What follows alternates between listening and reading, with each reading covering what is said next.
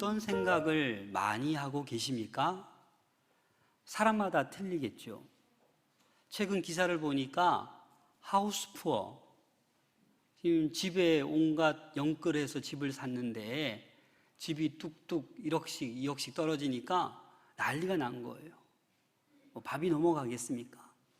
여러분들은 요즘 어떤 생각을 가장 많이 하고 있습니까? 또 혹시나 여러분들 마음을 알고 계십니까? 사실 우리 곰곰이 생각해 보면 내 마음을 내가 모를 때도 있습니다.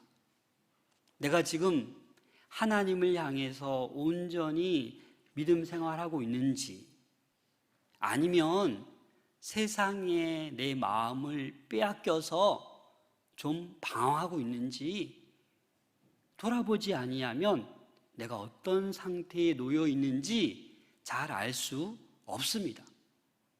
한참 달려가다가 넘어지고 나서야 내가 지금 잘못된 길을 걷고 있구나 라고 느낄 때도 있죠. 오늘 본문 말씀을 통해서 이 세상의 마음을 뺏긴 사람들이 어떠한 상황에 있는지 한번 살펴보고자 합니다. 오늘 등장인물 두 사람이 좀 헷갈리는데 잘 기억하셔야 합니다. 모압 왕 발락, 그리고 거짓 선지자라고도 하고 그 당시 술사, 점치는 사람 발람, 이 두 사람을 기억하셔야 됩니다. 먼저 오늘 민수기 22장을 보기 전에 21장에 어떤 사건이 있냐면 이스라엘 백성이 지금 가나안 땅을 향해 가고 있습니다. 근데 아모리 지역을 지나가야 되는데 이 아모리 사람들이 지나가는 것을 허락하지 않습니다. 그래서 이스라엘 백성들이 민수기 21장 22절 23절에 보면 이 땅을 제발 지나가게 해주세요. 저희가 밭에도 포도원에도 들어가지 않고 우물물도 마시지 않고 그냥 대로로 지나가기만 하겠습니다 라고 부탁했는데 어떻게 해요? 이 아모리 족속이 들어주지 않는 거예요. 오히려 이스라엘을 치러 광야로 나와서 지금 이스라엘을 공격하고 있는 거예요. 그래서 하나님께서는 사실 아브라함 때부터 이 아모리 족속은 멸망시킬 대상이다 라고 하신 거예요. 그래서 이 아모리 왕 시온과 바산 왕 옥을 이 이스라엘이 한 사람도 남겨두지 않고 다 어떻게 했어요? 멸망시켜버렸어요. 예언한 대로. 근데 이 모습을 누가 봤느냐? 모압 왕 발락이 그 전멸되는 것을 듣고 본 거예요. 그래서 이제 이스라엘이 점점 다가오는데 지금 발락의 마음이 어떠합니까? 우리 오늘 발락의 마음이 어떠한지 민수기 22장 2절 3절을 함께 읽겠습니다. 시작. 십볼의 아들 발락이 이스라엘이 아모리인에게 행한 모든 일을 보았으므로 모압이 심히 두려워하였으니 이스라엘 백성이 많음으로 말미암아 모압이 이스라엘 자손 때문에 번민하더라. 지금 마음에 뭐 하고 있어요? 번민하고 있어요. 심히 두려워하고 있어요. 여러분, 기우라는 말을 우리가 쓰잖아요. 이 기우라는 한자어는 중국의 기나라에서 어떤 사람이 하늘이 곧 무너질 것 같아서 염려하고 두려워하는 거예요.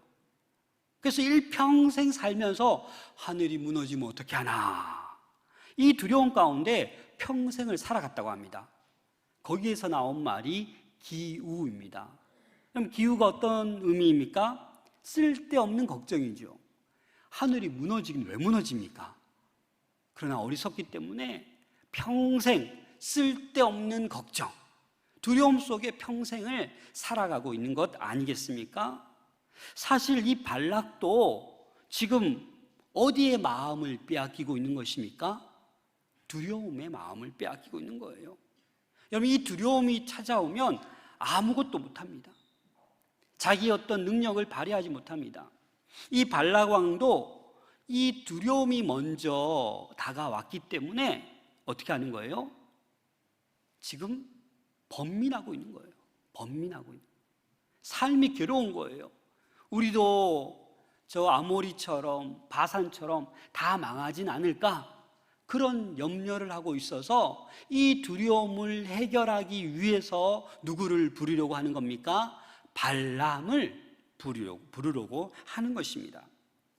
사실 신명기 2장 9절 말씀에 보면 사실 하나님께서 이렇게 말씀하셨습니다. 신명기 2장 9절을 함께 읽겠습니다. 시작. 여호와께서 내게 이르시되 모압을 괴롭히지 말라. 그와 싸우지도 말라. 그 땅을 내가 내게 기업으로 주지 아니하리니 이는 내가 롯 자손에게 아르를 기업으로 주었음이라. 그렇습니다, 여러분. 사실은 이스라엘과 모압이 싸울 이유가 없어요. 왜요? 하나님께서 싸우지 말고 괴롭히지 말라라고 말씀하셨습니다. 왜요? 아브라함의 조카인 롯의 후손들에게 그 모압 땅을 주었기 때문에. 그래서 이 말씀을 기억하고 있으면 굳이 싸울 이유가 없어요. 그래서 이 모압 왕 발락이 두려워하지 않고 말씀을 잘 기억했으면 오히려 이스라엘에게 저주를 퍼붓고 어떻게든 멸하기를 바라는 것이 아니라 평화롭게 화친을 맺으며 해결할 수도 있었던 부분입니다. 그런데 어떻게 해요? 이 두려움 때문에 마음이 빼앗긴 거예요. 마음이 세상에 빼앗긴 거예요. 그래서 지금 어떻게 합니까? 유명한 술사 발람을 불러서 저들을 저주해달라.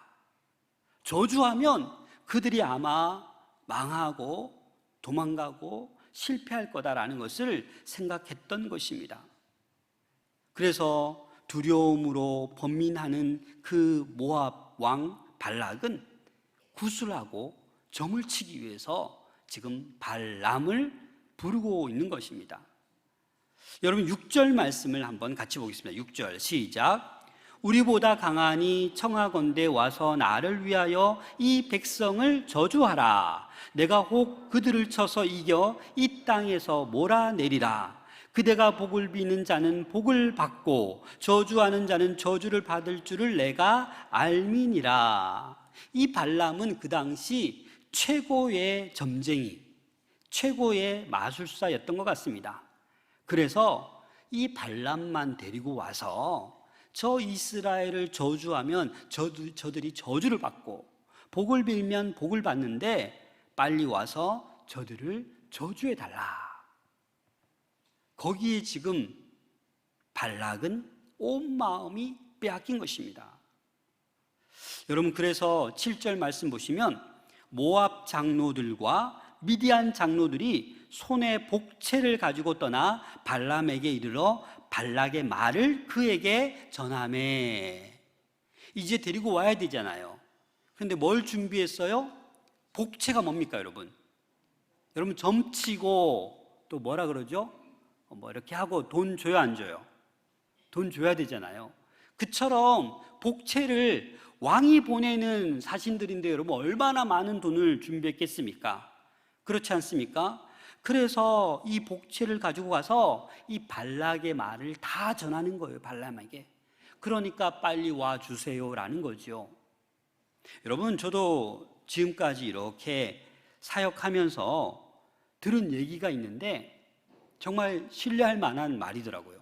뭐냐면 연초가 되면 모든 사람들이 올 한 해 좀 잘 됐으면 좋겠는데, 사업이 잘 됐으면 좋겠는데, 승진을 꼭 했으면 좋겠는데, 수십억 이익을 좀 봤으면 좋겠는데, 이런 소망에 어디 갑니까? 점집을 찾아가고 용한 무당을 찾아갑니다. 제가 그런 분들에게 직접 들은 얘기인데, 벼락 맞은 나무를 이렇게 해가지고 글을 쓰면 그게 몇 천만 원이 든대요. 근데 그런 것들을 사간대요. 왜? 이렇게 점 보고 이런 거 사가면 정말 올 한 해 잘 될 줄 알고. 근데 그분 얘기가 가관입니다. 벼락 맞은 나무가 아니고 대충 나무 가져와서 있어서 벼락 맞은 나무라고 해도 다 믿고 그렇게 돈 주고 간대요. 이게 우리 인간의 모습입니다. 그 두려움 때문에 그 마음을 빼앗겨서 이게 맞는 건지 아닌 건지도 모르고 그냥 거기에 다 쏟아붓는 거예요. 그리고 이래 보면 발람이 이제 서서히 마음을 빼앗기기 시작합니다. 8절 말씀에 보면 그들이 찾아왔어요. 복채를 들고 찾아왔어요. 그런데 뭐라고 얘기합니까? 여기서 오늘 유숙하세요. 하룻밤 자세요. 제가 하나님께 물어보고 알려드리겠습니다. 자, 12절 말씀 함께 읽겠습니다. 12절 시작. 하나님이 발람에게 이르시되 너는 그들과 함께 가지도 말고 그 백성을 저주하지도 말라. 그들은 복을 받은 자들이니라. 하나님의 뜻은 분명합니다. 그 이스라엘 백성들은 복받은 사람들이다. 그래서 그 사신들과 모압으로 함께 가지 말라. 그리고 더 나아가서 그 이스라엘 백성들을 저주하지 말라라고 하나님께서는 확실한 답을 주셨습니다. 그런데 이 발람을 가만히 살펴보니까 뭐라고 합니까? 하나님 말씀대로 전합니다. 우리 하나님께서 함께 가지 말라 하십니다. 돌아가세요. 이렇게 얘기를 전했어요. 그렇죠? 그런데 어찌 보면 잘 전한 것 같은데 제가 이 본문을 계속 읽다 보니까 하나를 빠뜨렸어요. 그럼 그게 뭡니까? 하나님께서 함께 가지 말라고만 했습니까? 뭐 하지 말라? 그 백성들을 저주하지 말라. 여러분, 모압 왕 발락은 오로지 저주해야 된다라는 그것 때문에 이 사신들이 돌아왔지만 더 높은 고관들을 더 많이 보내지 않습니까? 만약에 처음부터 이 발람이 어떻게 해요? 저 같이 가지 말라고 하고 절대 그들을 저주하지 말라라고 분명히 말했습니다라고 했다라면 발락이 또 사람들을 보냈겠습니까? 그래서 사실 이 발람도 어찌 보면 그 복채에 얼마인지 모르지만 그 복채의 마음이 조금씩 빼앗기고 있는 것 같습니다. 그래서 저주하지도 말라라는 그 하나님의 핵심적인 그 말을 생략해 버린 것이죠. 자, 15절 말씀을 함께 읽겠습니다. 15절 시작. 발락이 다시 그들보다 더 높은 고관들을 더 많이 보내매 생각하기를 복채가 좀 적었나? 나의 이 위엄을 더 보여줘야지. 더 높은 고관들을 더 많이 보내는 거예요. 그리고 뭐라고 얘기합니까? 내가 오기만 하면, 와서 저주만 해주면 발람 당신을 존귀하게 하고 무엇이든지 원하는 대로 다 들어주겠다. 단지 와서 저 이스라엘 백성을 저주만 해달라. 이렇게 전달합니다. 여러분, 그런데 이 대목에서도 가만히 보면 이 발람의 자기 속마음이 드러납니다. 무엇이죠? 18절 말씀을 같이 읽겠습니다. 시작. 발람이 발락의 신하들에게 대답하여 이르되 발락이 그 집에 가득한 은금을 내게 줄지라도 내가 능히 여호와 내 하나님의 말씀을 어겨 덜하거나 더하지 못하겠노라. 여러분, 많은 높은 고관들이 와서 은금을 준다라고 얘기했습니까? 얘기하지 않았어요. 그냥 당신을 존귀하게 명예를 주고 높여주고 그리고 원하는 거 다 주겠다, 여기까지만 얘기했잖아요. 뭐 집을 구하든지 뭐 이런 걸 구할 수도 있는데 지금 발람의 마음에는 은금을 주더라도, 그 마음이 어디 가 있는 거예요? 은금에 가 있는 거예요. 한편으로는. 그래서 이 발람의 태도를 보면 어떻게 합니까? 19절 말씀 보면 그런즉 이제 너희도 이 밤에 여기서 유숙하라. 여호와께서 내게 무슨 말씀을 더 하실는지 알아보리라. 그러면 하나님께서 더 하실 얘기가 뭐가 있어요? 함께 가지 말고 저주하지 말라. 그들은 복받은 인생, 복받은 사람들이다. 끝났어요. 그런데 이 발람의 마음은 뭐예요? 자꾸 복채에 은금의 마음이 가 있으니까 하나님 뜻을 좀 돌려주시죠. 제가 한 번만 갔다 오면 인생이 끝나는데 그 수많은 종기와 은금과 그걸 내가 받으면 내가 이 고생하고 살아가지 않는데 라고 하는 그 마음이 들어서 이분들을 다 유숙하게 하고 내가 하나님께 물어보겠다는 거 아니겠습니까? 여기에 발람은 점점 어떻게 해요? 마음을 빼앗기고 있는 거예요. 만몬에, 그 은금에 지금 이 발람도 마음을 빼앗기고 있는 거예요. 세상 권세와 부귀영화를 주겠다는 그 모압 왕 발락의 말에 이 발람은 완전히 지금 마음이 흔들려 하나님, 지난번에 내려주신 그 명령을 거둬주시고 새로운 명령을 주세요. 그래, 너 갔다 와라. 이런 마음의 소망을 가지고 있는 것이죠. 벌써 이 발람의 속마음은 잿밥에 가 있는 거예요. 은금에 가 있는 거예요.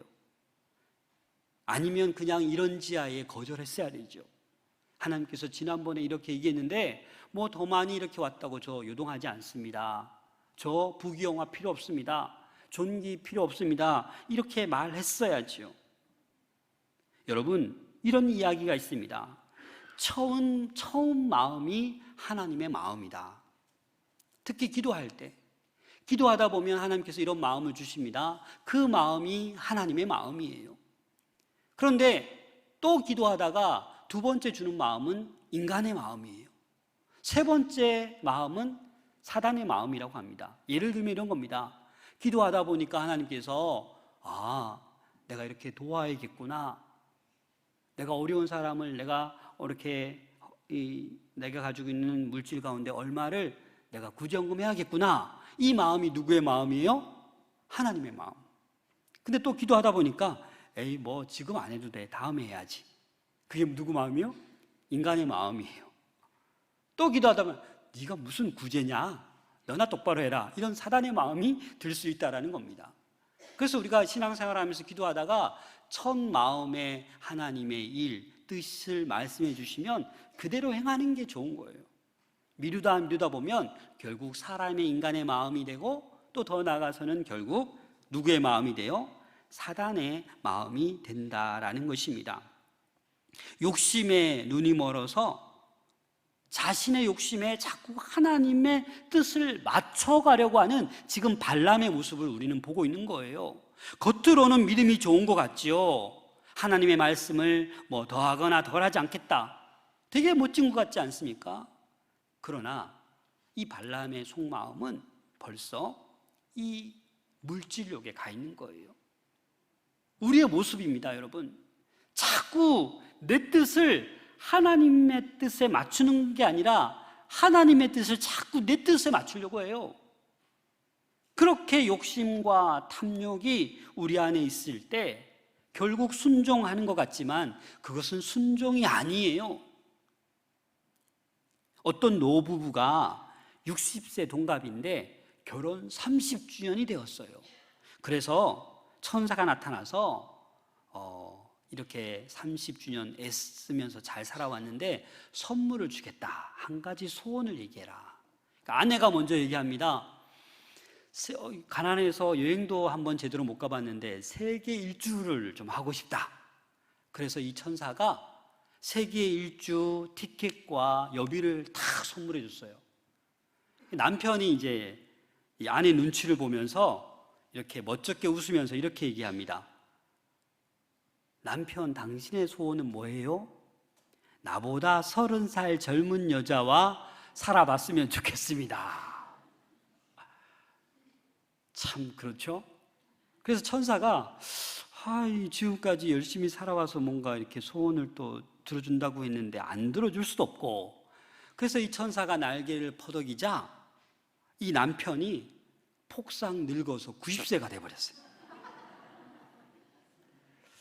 여러분, 참 우스운 얘기지만 우리 인간의 어떤 욕심이 얼마나 허망한지 보여주는 거예요. 안 그렇습니까?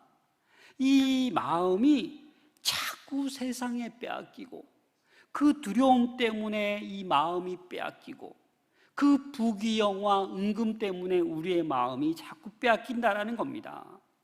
요한일서 2장 16절에 보면 함께 읽겠습니다. 시작. 이는 세상에 있는 모든 것이 육신의 정욕과 안목의 정욕과 이생의 자랑이니 다 아버지께로부터 온 것이 아니요 세상으로부터 온 것이라.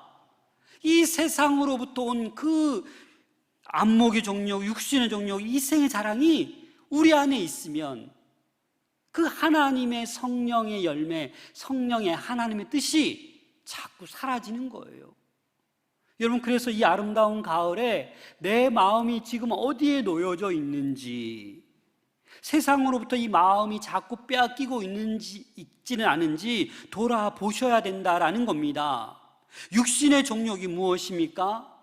성령의 소욕과 반대되는 거죠. 여러분, 안목의 정욕이 뭡니까? 눈에 보이는 이 눈은 여러 감각기관 중에 쾌락을 감지하는 첫 번째 통로라고 합니다. 그래서 이 안목의 정욕. 그럼 다윗이 어떻게 됩니까? 이 목욕하는 그 여인을 보고 결국은 죄를 범하지 않습니까? 여러분, 우리 마음 가운데 어떤 승진이나 세상의 부귀영화나 또 오늘날 너무나도 심각한 문제가 뭐냐면 음란에 빠져 있어요.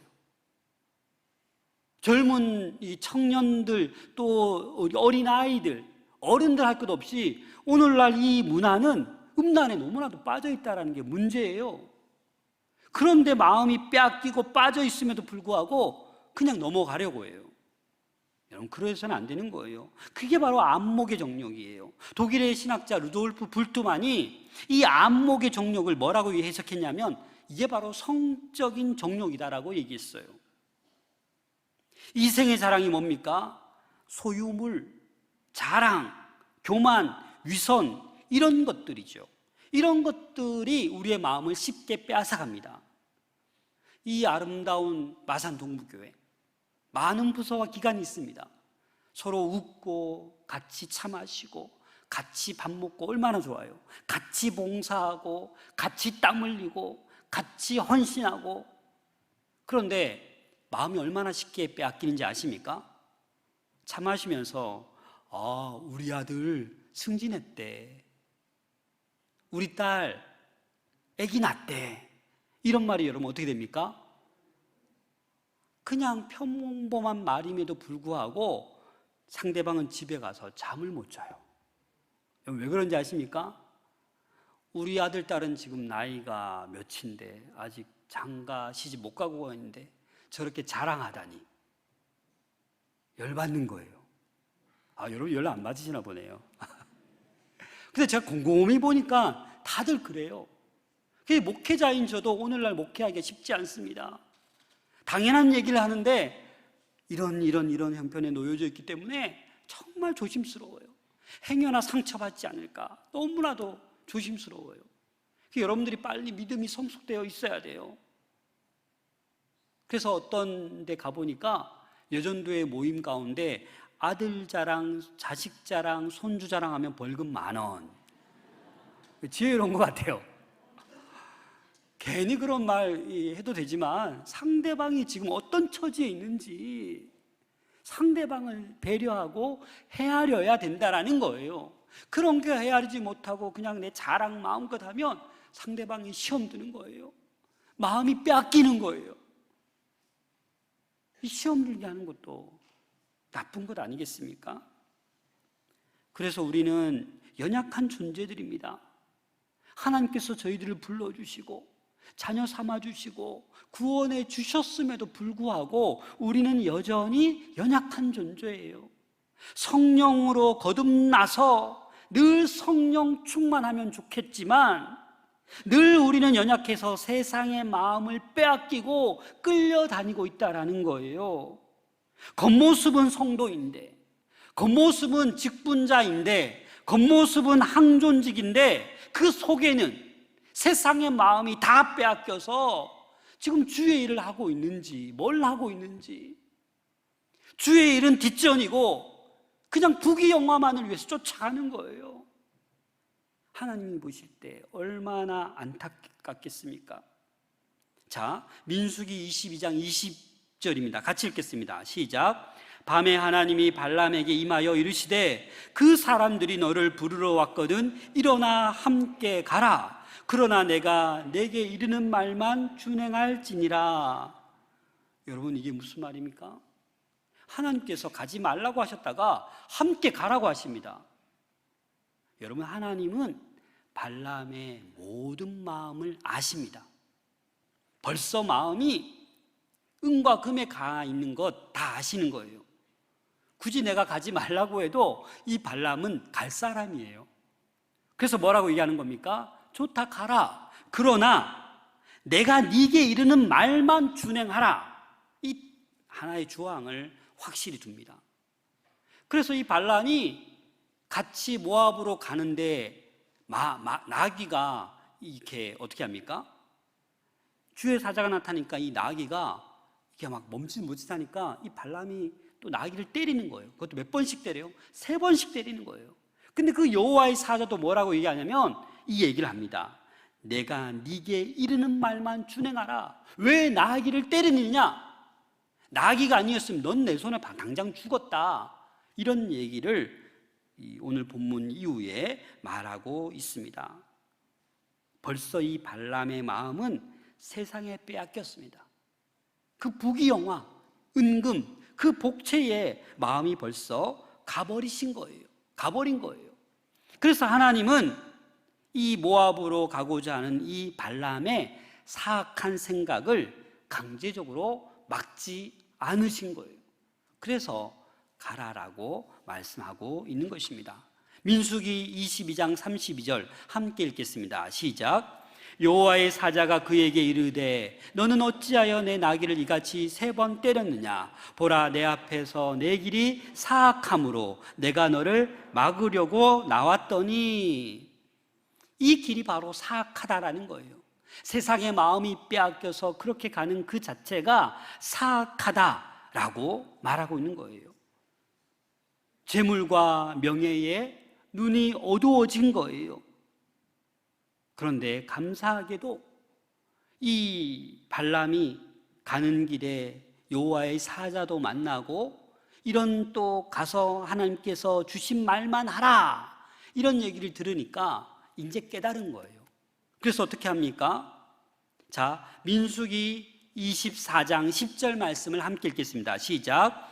발락이 발람에게 노하여 손뼉을 치며 말하되 내가 그대를 부른 것은 내 원수를 저주하라는 것이오늘 그대가 이같이 3번 그들을 축복하였도다.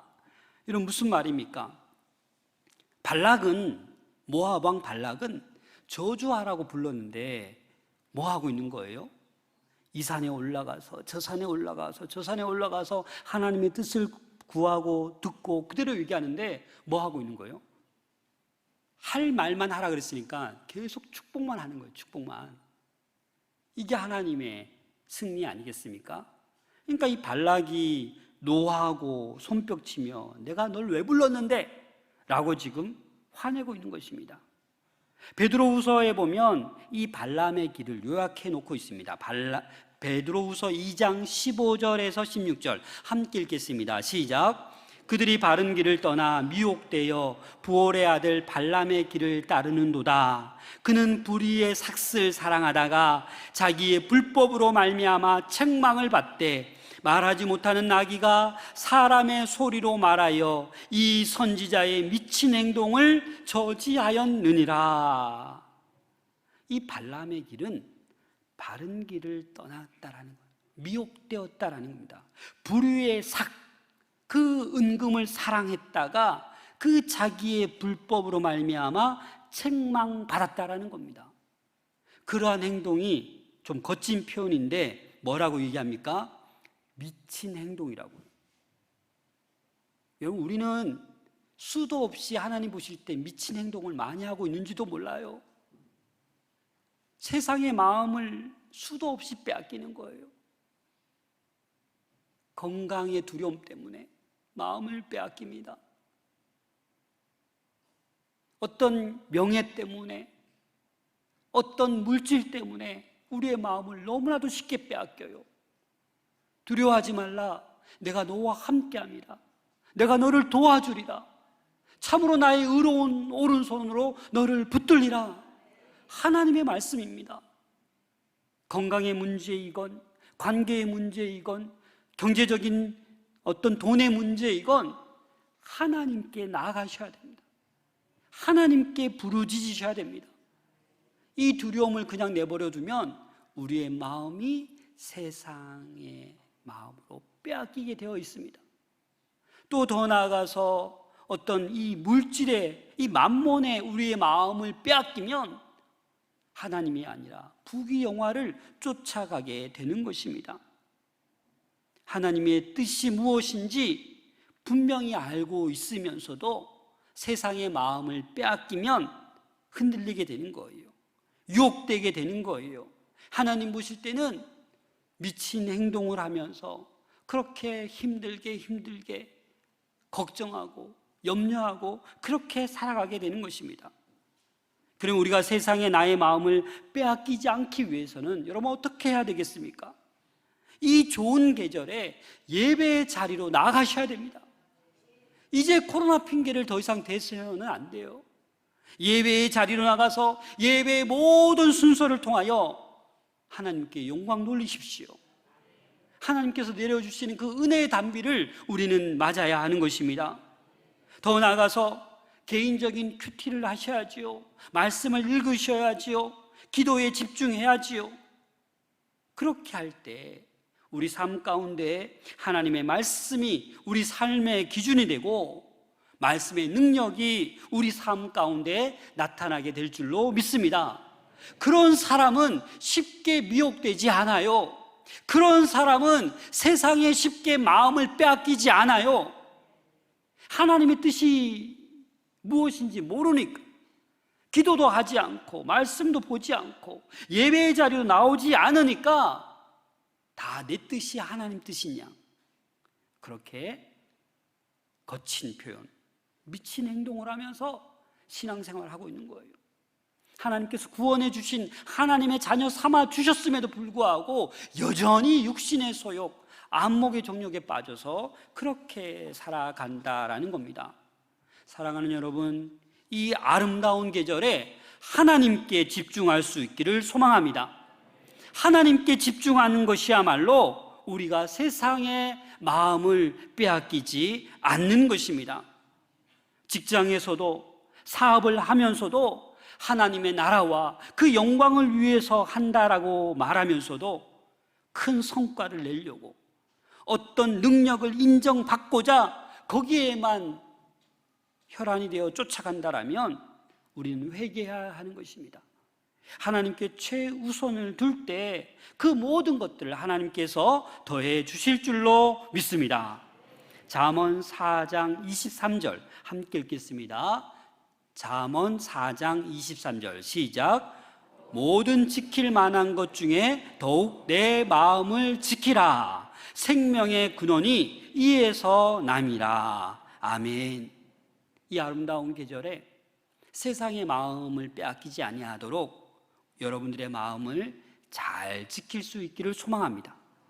하나님이 주신 이 생명, 이 마음의 생명이 넘쳐나서 정말 하나님을 알지 못하는 그 한 영혼 한 영혼에게 생명을 전하고 기쁨을 전하고 복음을 전하는 우리 모든 권속들 될 수 있기를 소망합니다.